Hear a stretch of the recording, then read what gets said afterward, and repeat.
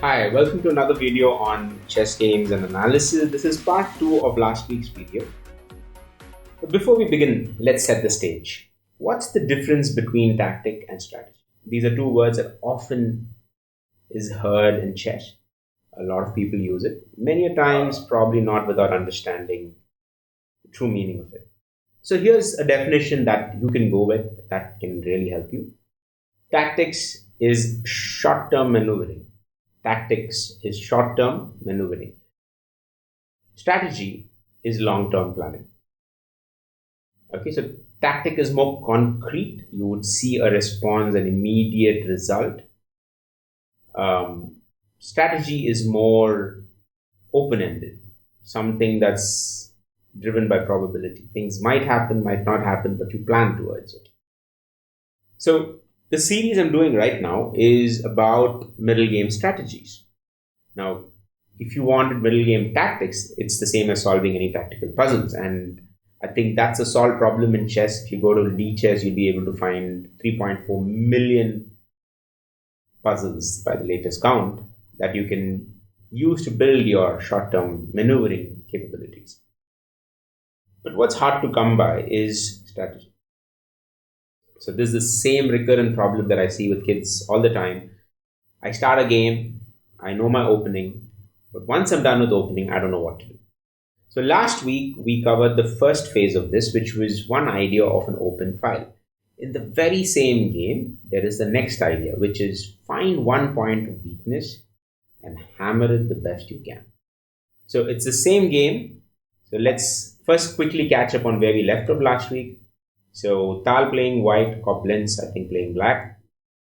So your typical Sicilian classical opening, Tal very early castling on the queen side. It is very clear that he wants to attack on the king side, and immediately starts off with moving the pawns. And the real, clincher of a move was this pawn to g6 because it ensures that white ends up getting a.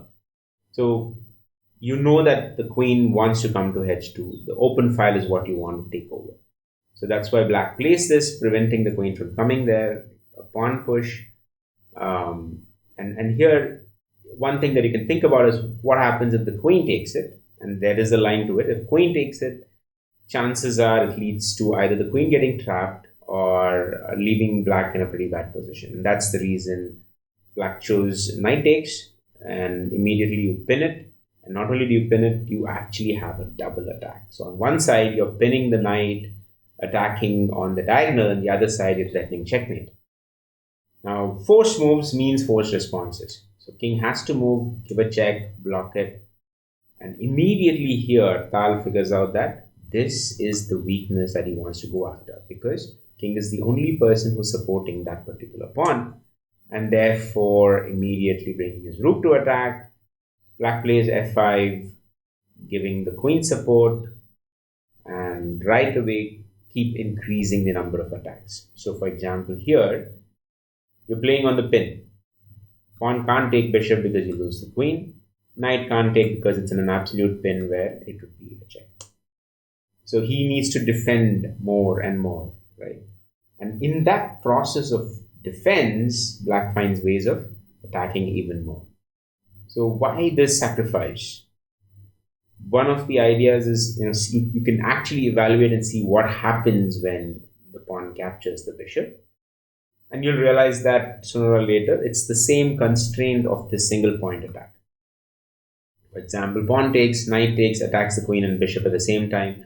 If either the queen or the rook takes the bishop back, takes the knight back once the knight takes this, you would end up losing support to the g7 pawn. So if he takes it, attack, you take this, you take it back, and immediately you lose this particular pawn. And eventually you will lose the knight as well. So that's the reason this particular sacrifice is amazing. And being the good player, black denies this sacrifice, and the game goes on. But you see the single point of attack. Now, if you think about this, you have a queen, a rook, a bishop, and another rook all attacking it. And you have an equal number of defense as well. So I think until this point, the sheer amount of attack on this particular pawn is unbelievable, and the number of pins that end up getting created here is just amazing, right? So the defense continues. Rook a7, nd4, knight comes here, bishop comes here, defending again. So it's like single point of attack and single point of defense. The game goes on from here. We'll analyze the last part of this game about why certain moves happen in much more detail in the part 3 of this video.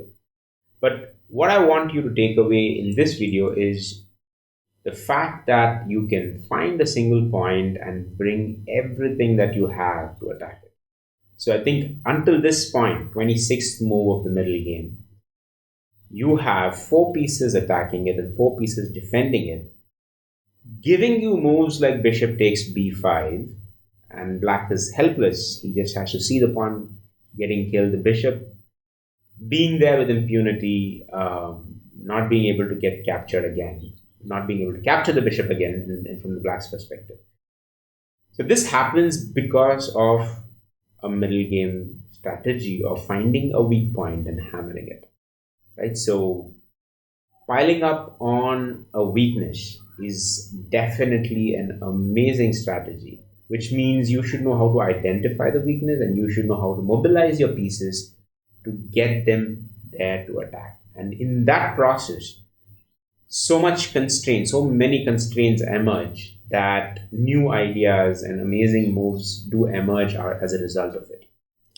And that's why it's planning. You never know exactly what's going to happen, but the thematic power of this pile up is going to show up in terms of maybe short-term tactics that help you win, maybe sacrifices that help you win. So even if you have the best defense from your opponent, a good strategy is going to give you opportunities that will help you win the game. I hope you found this video interesting. I hope that you would be looking forward to part 3 of this video, where we'll be doing the analysis, though it might not happen the very next week, but we'll eventually get to that. Thank you so much. If you do enjoy the video, please do like, share, and subscribe, and I'll see you next time. Bye.